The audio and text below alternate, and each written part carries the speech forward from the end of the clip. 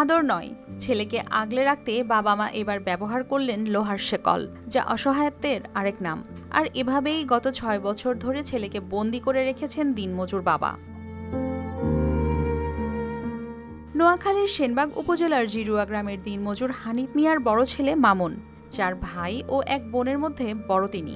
একসময় ছিল সংসার, সন্তান, কিন্তু মানসিক অসুস্থতা ধীরে ধীরে কেড়ে নেয় তার স্বাভাবিক জীবন। এক পর্যায়ে ২ সন্তান নিয়ে চলে যান স্ত্রী। আমার ২০০ আলাইছি জানেন, ২০০ দেই না। বিয়ে শাদি করাইছি, করাইয়া চাইছি, বোঝাই বিয়ে বই গেছে, গেহুতে গেজিয়েছে, গেহুতে আছে।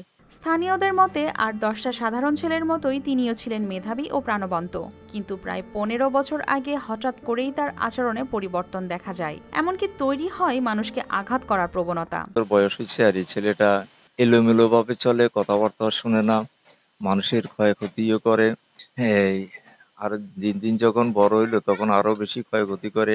এই কারণে তাকে শিকলবন্দি করে রাখতে গার্ডিয়ান বাধ্য হয়েছে। তো আসলে আমরা দেশবাসী সবাই মিলে যদি সহযোগিতা করি এবং কি আমাদের প্রশাসনের দৃষ্টি আকর্ষণ করছি, যদি সবাই এগিয়ে আসি, তাহলে ছেলেটা আবার নিজস্ব আগের জীবনে ফিরে আসতে পারে, আমাদের মতো সুস্থ জীবন যাপন করতে পারে। তার পরিবার সাধ্যমতো চিকিৎসার চেষ্টা করার পর এক পর্যায়ে বাধ্য হয়ে পায়ে শেকল পরিয়ে দেয়। বর্তমানে যা হয়েছে জীবনের অংশ।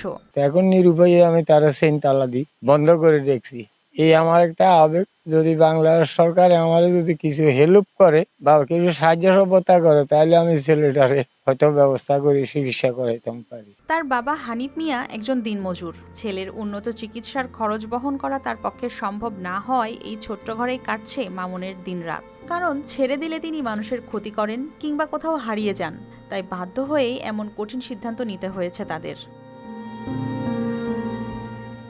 মামুনকে প্রতিবন্ধী ভাতার আওতায় আনার পাশাপাশি সরকারি সহায়তার বিষয়ে উদ্যোগ নেওয়া হবে, জানিয়েছেন এই কর্মকর্তা। দুস্থ অসহায় ব্যক্তিদের জন্য যে চিকিৎসা কার্যক্রম রয়েছে সেই চিকিৎসা কার্যক্রমে তাকে আমরা অন্তর্ভুক্ত করব।